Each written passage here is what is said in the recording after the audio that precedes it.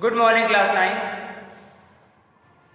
ये आपका next chapter है। ये वीडियो जो है आपके नेक्स्ट चैप्टर का वीडियो है, कंप्यूटर नेटवर्किंग। इससे पहले जो ऑपरेटिंग सिस्टम वाला चैप्टर मैंने आपको बताया था, उसमें मैं एक वीडियो आपको और दूंगा, लेकिन वो प्रैक्टिकल वीडियो होगा। ठीक है, इस वीडियो की जस्ट बाद वो आपको प्रैक्टिकल वीडियो मिल जाएगा, क्योंकि वो थोड़ा बन नहीं पाया था, थोड़ी सी लैपटॉप में प्रॉब्लम होने की वजह से वो बन नहीं पाया था। ठीक है, हालांकि उसको इससे पहले देना था, लेकिन वो डिले ना हो इस चक्कर में मैंने आपको ये वाला वीडियो पहले बना रहे हैं। तो कंप्यूटर नेटवर्क ऑपरेटिंग सिस्टम में का एक वीडियो देंगे, 10-20 मिनट का वो हो सकता है, जिसमें आप ऑपरेटिंग सिस्टम में जो भी चीज़ें हैं, मतलब जो चीज़ें मैंने बताई हैं उनको प्रैक्टिकली करके दिखाएंगे, किस तरीके से फाइल क्रिएट होती है, फोल्डर क्रिएट होता है और क्या क्या चीज़ें और हो सकती है, किस तरह सॉफ्टवेयर डाउनलोड होता है, किस तरह सॉफ्टवेयर क्या कहते हैं अनइंस्टॉल होता है, वो सारी चीज़ें उसमें करके दिखाएंगे। ठीक है, तो इस वीडियो के बाद वो देंगे, लेकिन वो थोड़ा सा डिले अगर हम इसको और बाद में करते तो फिर वो आपका टाइम बर्बाद होता है, इसलिए इस वीडियो को पहले बना रहे हैं। उसको इसके जस्ट बाद, मतलब ये इस चैप्टर में 2-3 वीडियो बनेंगे, कम से कम 3 वीडियो तो मिनिमम बनेंगे ही। तो 3 वीडियो में चैप्टर तो कंप्लीट होगा, क्योंकि ऑपरेटिंग सिस्टम का चैप्टर दोनों मिलाकर तो अगर अलग अलग देखें तो छोटा ही था, वैसे दोनों मिलाकर सफिशिएंट था, लेकिन ये चैप्टर थोड़ा सा लेंदी है, क्योंकि इसमें बहुत सारे पॉइंट्स हैं और ये चैप्टर आगे भी है। टेंथ में तो नहीं है, 11th में तो ये बहुत ज़्यादा बड़ा है। 11th में नेटवर्किंग पूरा एक यूनिट हो जाती है। 12th में नेटवर्किंग पूरी यूनिट है, 2 महीने चलता है चैप्टर। डेली पढ़ाओ तो 2 महीने चलता है, इतना ज़्यादा बड़ा हो जाता है। उसी की थोड़ी सी ब्रीफिंग यहाँ पर है, उतनी डिटेलिंग में यहाँ पर नहीं बताया जाएगा, यहाँ पर थोड़ी सी उसकी ब्रीफिंग दी जाएगी, क्या क्या चीज़ें हैं, बहुत ज़्यादा डिटेल में नहीं है, वहाँ पर तो बहुत डिटेल में है।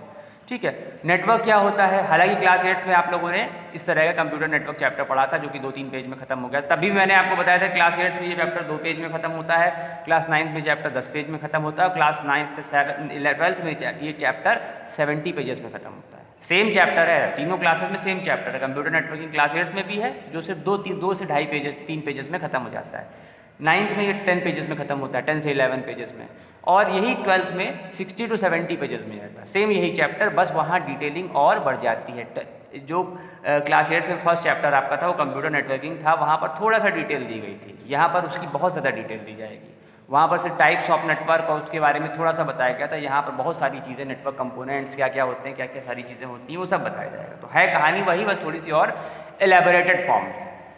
नेटवर्क का मतलब क्या होता है, मैंने पहले भी इसको बताया था कि नेट और वर्क 2 चीज़ें हैं। नेट का मतलब होता है जाल, और वर्क का मतलब जो काम कर रहा हो।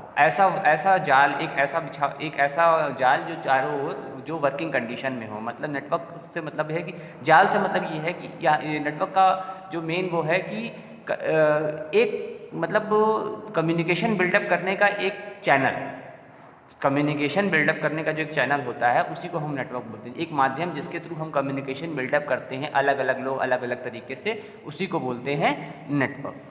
बहुत तरह के नेटवर्क होते हैं, जैसे केबल टीवी नेटवर्क है। केबल टीवी जो केबल वाले के यहाँ से हम लोग लेते हैं केबल टीवी के थ्रू, तो वो भी हमारा एक नेटवर्क है। या अगर हम डायरेक्ट टाटा स्काई या एयरटेल का डिश एंटीना यूज़ करते हैं, तो वो भी तो एक नेटवर्क है, किसी ना किसी सर्वर के थ्रू वो कनेक्टेड है, किसी ना किसी मेन एंटीने से वो कनेक्टेड होता है, तो वो भी एक नेटवर्क होता है। मोबाइल का नेटवर्क पता ही है आप लोगों को, मोबाइल पूरा नेटवर्किंग पर ही चलता है। हमारी लाइफ में बहुत सारी ऐसी चीज़ें हैं जो नेटवर्किंग पर बेस्ड हैं, हालांकि उनकी डिटेलिंग से हमें कोई लेना देना नहीं है, लेकिन फिर भी वो पूरी तरीके से नेटवर्किंग पे काम करती हैं।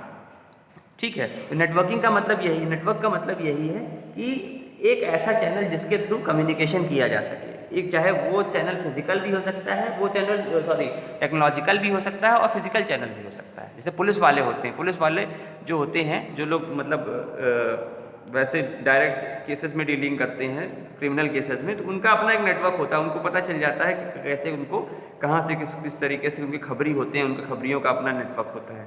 ठीक है, तो उनका खबरी का नेटवर्क होता है वो, जो कि लोगों से बना होता है। बहुत सारे ऐसे पुलिस वाले होते हैं, छोटे बड़े हर लेवल के, उनके अपने अपने खबरी होते हैं, वो लोग अपना उससे खबर लगा लेते हैं।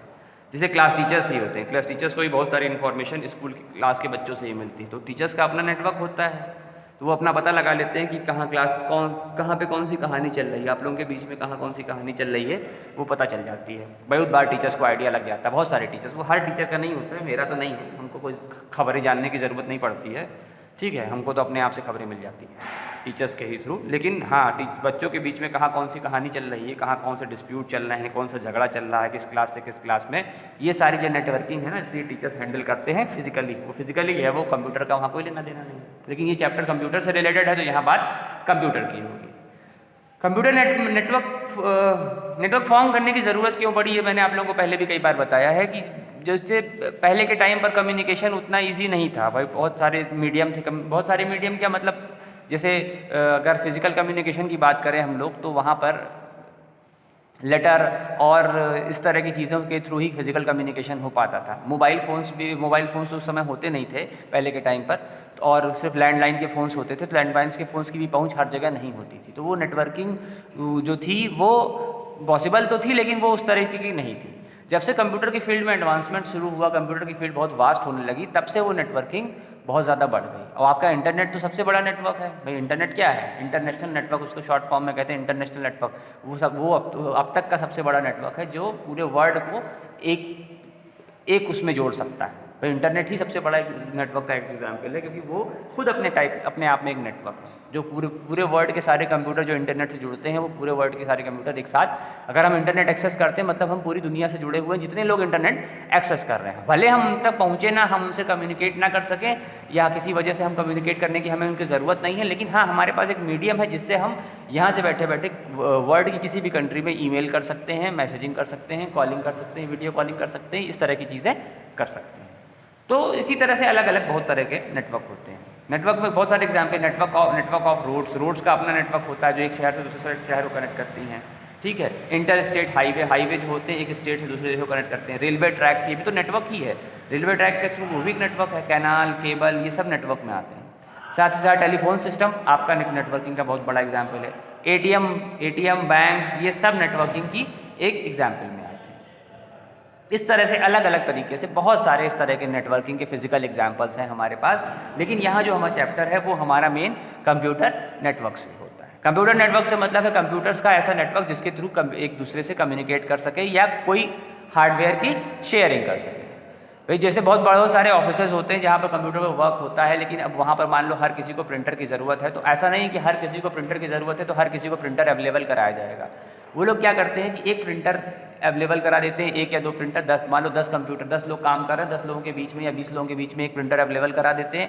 उस कंप्यूटर की शेयरिंग सारे कंप्यूटर से करा दी जाती है। कोई भी किसी भी सिस्टम से अगर प्रिंट के लिए कमांड देगा तो उस प्रिंटर के थ्रू डायरेक्टली वो प्रिंट आउट निकल आएगा। तो इस तरह से उसकी बहुत सारी एडवांटेजेस होती है। एडवांटेजेस बताएंगे तो और डिटेल में बताएंगे। तो एक मतलब जनरल एग्जांपल हुआ, या आपने साइबर कैफ़े में देखा होगा। साइबर कैफ़े में क्या होता है कि वहाँ पर वो लोग कई सारे कंप्यूटर रखते हैं, लेकिन वो लोग इंटरनेट कनेक्शन एक ही लेते हैं। ऐसा नहीं कि हर कंप्यूटर का अलग अलग इंटर कनेक्शन, एक ही इंटरनेट कनेक्शन के थ्रू सारे कंप्यूटर चलते हैं। तो वहाँ पर भी नेटवर्किंग ही काम करती है, जो इंटरनेट जैसे नेटवर्क को अलग अलग पार्ट में डिवाइड करता है। तो इस टाइप के बहुत सारे अलग अलग तरह से नेटवर्किंग जो है हमारी लाइफ में बहुत यूज़फुल है। एटीएम हम लोग यूज़ करते हैं, वो नेटवर्किंग का बहुत बड़ा एग्जांपल है कि उसी एटीएम के थ्रू, एटीएम्स का अपना नेटवर्क है जिसके थ्रू हम लोग अपने ट्रांजैक्शन कर सकते हैं, पैसे का लेन देन कर सकते हैं, पैसे निकाल सकते हैं। तो इस तरह से ये अलग अलग बहुत सारे तरीके होते हैं उसके नेटवर्क को एक्सेस करने के। भाई अगर एटीएम का नेटवर्क काम करे, एटीएम जो बैंक्स हैं उनके नेटवर्क ना करेंगे तो कोई भी एटीएम मशीन वर्क नहीं करेगी किसी भी बैंक की। तो ये सब चीज़ें आज के कुछ हाल के मतलब पिछले बीते कुछ 20 सालों में डेवलप हुई हैं, जो बहुत ज़्यादा यूज़ में हमारी आ गई हैं।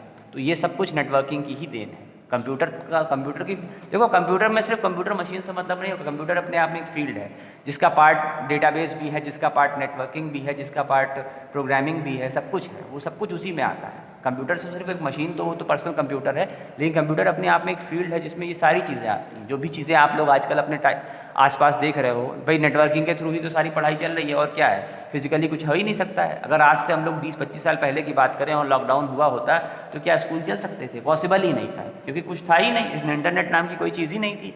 आज से 30 साल पहले या आज से 25 साल पहले इंटरनेट नाम की कोई चीज़ इंडिया में थी ही नहीं, तो हम वो स्कूल तो चल ही नहीं सकते थे। आज अगर आपकी एजुकेशन भी जो चल रही है लॉकडाउन के टाइम पे या इस कोविड-19 सिचुएशन की वजह से, तो वो भी पूरी नेटवर्किंग की वजह से ही चल रही है। अगर वीडियोस बन के जा रहे हैं तो नेटवर्किंग से ही जा रहे हैं। अगर वो नेटवर्किंग ना होती तो कभी ये सारी चीज़ें पॉसिबल ना हो पाती।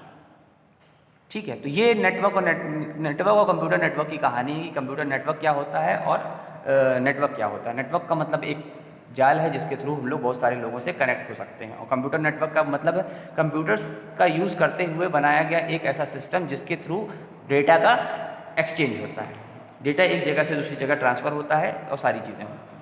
फिर आती हैं इसकी कुछ एडवांटेजेस। इसकी एडवांटेजेस क्या होती हैं, एक चीज़ और बता देते हैं। देखो कोई भी किसी भी नेटवर्क को बिल्डअप करने में 2-3 चीज़ों का रोल होता है, सेंडर, कम्युनिकेशन मीडियम और रिसीवर। कोई भी नेटवर्क को डेवलप करने में 3 चीज़ें आती हैं, सेंडर, कम्युनिकेशन मीडियम और रिसीवर। सेंडर का मतलब जैसे मान लो सामने एक फिगर बनी हुई, उसमें बीच में लिखा हुआ हब और उसके बाद लगे हुए 4 कंप्यूटर। मतलब हब का मतलब ये है कि ये वो डिवाइस है जिसके थ्रू हम नेटवर्क को शेयर कर रहे हैं। और भी होती हैं, सिर्फ हब ही नहीं, बहुत सारी डिवाइस होती है। हब एक टाइप की डिवाइस होती है जिसके थ्रू नेटवर्किंग की जाती है, और भी टाइप की होती है। हब के थ्रू हम इंटरनेट कनेक्शन को भी अलग अलग डिस्ट्रीब्यूट कर सकते हैं। जैसे हमने एक इंटरनेट कनेक्शन ले लिया, बीच में हम एक हब लगा के उसको अलग अलग कंप्यूटर्स पे डिस्ट्रीब्यूट कर सकते हैं।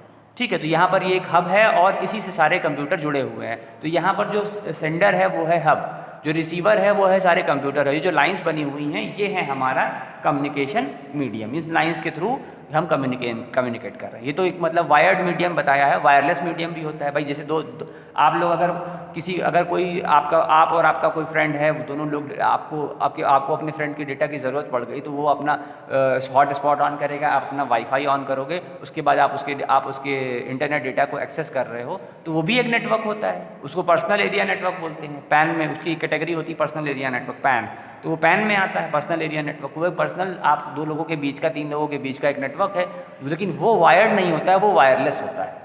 वहाँ पर वायर की ज़रूरत नहीं होती, वो वायरलेस की होता है, और वो भी लेकिन है वो भी एक नेटवर्क का ही एग्जाम्पल। तो किसी भी नेटवर्क को फॉर्म करने के लिए सेंडर, रिसीवर और कम्युनिकेशन मीडियम, 3 चीज़ों की बेसिक नीड होती है। सेंडर वो जैसे जिससे आपने डेटा लिया है, रिसीवर आप खुद है जो कि आप डेटा ले रहे हैं, और मीडियम वो है जो आपका वायरलेस मीडियम है जिसके थ्रू आप लोग वाईफाई और हॉटस्पॉट के थ्रू उस नेटवर्क को एक्सेस कर रहे हैं। तो किसी भी नेटवर्क को फॉर्म करने में 3 मेन पार्ट है, बाकी तो ऐसे बहुत सारे पार्ट होते हैं, इनके बहुत सारे अलग अलग एग्जाम्पल्स हैं। इनकी एडवांटेजेस क्या क्या होती है, तो कुछ इनकी एडवांटेजेस होती बहुत सारी। सबसे बड़ी होती है हार्डवेयर शेयरिंग। मैंने आपको पहले ही बताया कि एक प्रिंटर को कई सारे कंप्यूटर शेयर कर सकते हैं, कई सारे कंप्यूटर एक सिंगल प्रिंटर को यूज़ कर सकते हैं नेटवर्किंग का यूज़ करके। सॉफ्टवेयर शेयरिंग भी होती है। बहुत सारे ऐसे सॉफ्टवेयर होते हैं जो नेटवर्किंग पे ही काम करते हैं। बहुत सारी कंपनीज में बहुत सारे ऐसे सॉफ्टवेयर हैं जो नेटवर्किंग पे ही काम करते हैं।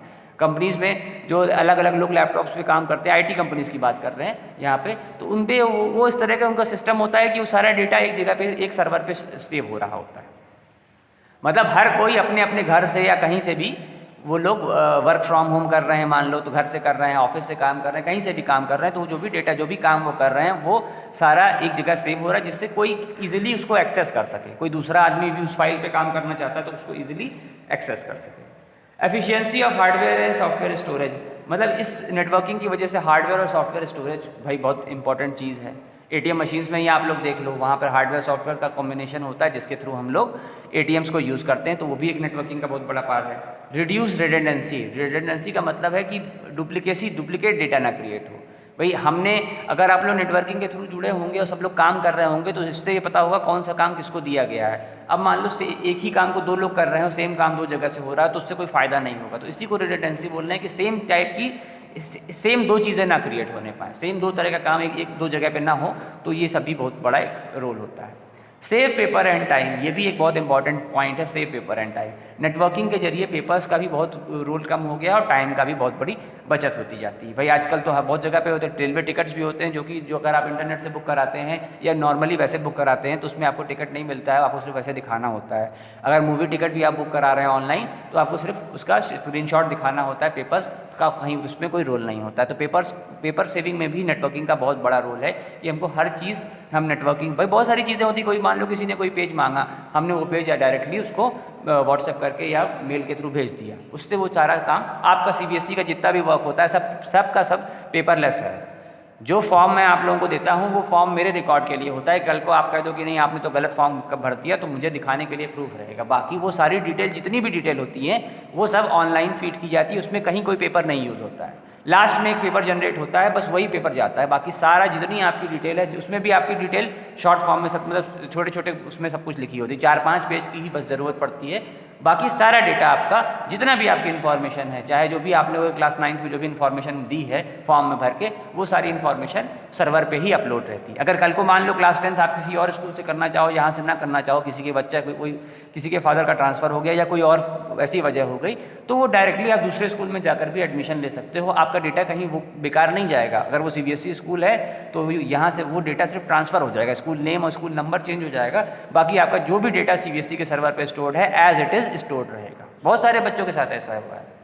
Class 9th 10th class 11th में एक लड़की भाविका जैन जब वो इस स्कूल में आई थी, वो क्लास 10th में थी। वो क्लास 9th उसने जयपुरिया से पढ़ा था। जब वो क्लास 10th में आई तो उसने अपना रजिस्ट्रेशन नंबर बताया, उसके अकॉर्डिंग मैंने उसके डेटा में चेंजेस कर दिए। अब वो बाद में जयपुरिया से SD कॉलेज की स्टूडेंट हो गई। तो इस तरह से डेटा में चेंज करके ऐसा पॉसिबल होता है।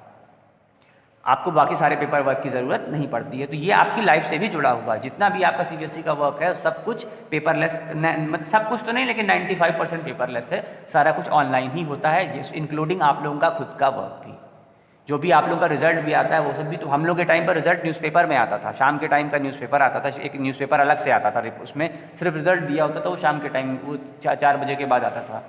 लेकिन अब क्या है, अब तो वो आपका सारा कुछ ऑनलाइन आता है। सारा कुछ आप ऑनलाइन दे सकते हो, उसको डाउनलोड करके उसका प्रिंट आउट निकाल सकते हो। इंटरनेट शेयरिंग बहुत बड़ी इसकी एक फैसिलिटी है नेटवर्क की, कि इंटरनेट को हम शेयर कर सकते हैं। मैंने इसका एग्जांपल दिया भी था कि साइबर कैफ़े जैसे होते हैं, तो उसमें क्या इंटरनेट शेयरिंग होती है। भाई साइबर कैफ़े वाले एक कनेक्शन लेते हैं और उसी एक कनेक्शन से वो सारे जितने भी उनके कंप्यूटर होते हैं उससे कनेक्ट कर देते हैं। लास्ट इसका एक जो बहुत बड़ा रीज़न है वो है security. Since the server contain all the software, the security of the server is of the great importance. Common server security issue face as weak password, open network port, software version, poor physical security, scale and unnecessary account. कह रहा है कि security भी एक बहुत बड़ा इसकी advantage होती है कि अगर हम लोग नेटवर्किंग का यूज़ करते हैं तो उससे मतलब नेटवर्किंग करते समय भी सिक्योरिटी की बहुत ज़रूरत होती है और उससे चीज़ें भी सिक्योर्ड रहती हैं बहुत हद तक। उसमें जगह जगह पे पासवर्ड प्रोटेक्ट मांगा जाता है। जब लोग एक नेटवर्किंग के थ्रू वर्किंग करते हैं तो वहाँ हर कंप्यूटर का अपना एक पासवर्ड, यूज़र ID पासवर्ड होता है। भाई बड़ी बड़ी कंपनीज़ में क्या होता है कि एक ही कंप्यूटर पे 3 लोग काम करते हैं, 3 शिफ्ट में काम होता है, 8-8 घंटे की 3 शिफ्ट होती है। तो सेम कंप्यूटर पे 3 लोग बैठते हैं एक ही दिन में, 24 घंटे के अंदर एक कंप्यूटर पे 3 लोग वर्क करते हैं। तो वहाँ पर यूज़र ID पासवर्ड सबके अलग अलग होते हैं। उसी यूज़र ID पासवर्ड के थ्रू लॉगिन करते हैं वो और उसे यूज़ कर पाते हैं। अदरवाइज़ वो उसे यूज़ नहीं कर सकते, क्योंकि भाई यूज़ कर मतलब अगर हम ऐसे एक्सेस दे देंगे तो कोई किसी भी सिस्टम पे बैठ जाएगा और एक दूसरे को नुकसान भी पहुंचा सकता है और संस्था कंपनी को भी किसी तरीके से नुकसान पहुंचा सकता है। तो इस तरह से अलग अलग बहुत सारे मीडियम होते हैं। मतलब बहुत तरीके से नेटवर्किंग जो है वो हमारी लाइफ में यूज़फुल है। सबसे बड़ी तो चीज़ तो बैंक की है। भाई आप लोग जब से बड़े हो तब से ATM मशीन देख रहे हो, और कि हम लोग के टाइम पर ATMs नहीं हुआ करते थे। कभी हम लोगों ने ATM मशीन इस तरह की चीज़ें नहीं देती थी। जिसको अगर पैसे निकालने हो तो भी आपको बैंक जाना पड़ता था, पैसे जमा करने हो तो भी बैंक जाना पड़ता था। तो लोगों का बहुत सारा टाइम, बहुत सारा काम उससे सफ़र करता था। छोटा अगर आपको 200 रुपये भी निकालने हो तो उसके लिए भी आपको बैंक में लाइन लगानी हो, 2 लाख निकालने तो भी बैंक में। अब क्या है कि 25-50 हज़ार रुपये तो ATM से ही निकल आते हैं। ये सारी चीज़ों का झंझट नहीं होता है। तो ये इस तरह से नेटवर्किंग हमारी लाइफ में बहुत बड़ा उसका योगदान रहा है। मोबाइल फ़ोन्स पूरा नेटवर्किंग के दम पे ही तो चल रहा है। मोबाइल फ़ोन्स, लैंडलाइन वाले फ़ोन्स में बहुत सारी प्रॉब्लम्स आती थी। आए दिन फ़ोन डेड होते थे, लाइंस ख़राब होती थी, बहुत तरीके की दिक्कतें आती थी। इनमें ये दिक्कतें ऐसा नहीं है कि इनमें आती नहीं है, लेकिन इनमें पहले की तुलना में काफ़ी चीज़ें कम हो गई। तो हमारी पूरी लाइफ में नेटवर्किंग का बहुत इंपॉर्टेंट रोल है, बहुत तरीके से है। वो अलग बात है कि हमें बहुत बार वो चीज़ें नहीं समझ में आती। नेक्स्ट वीडियो में आप लोगों को टाइप्स ऑफ नेटवर्क और जो नेटवर्क मीडियम्स होते हैं उनके बारे में बताएंगे। लेकिन उससे पहले मैं आप लोगों को ऑपरेटिंग सिस्टम चैप्टर का जो प्रैक्टिकल वीडियो है वो दिखाऊंगा, तभी इस चैप्टर का नेक्स्ट वीडियो स्टार्ट करेंगे।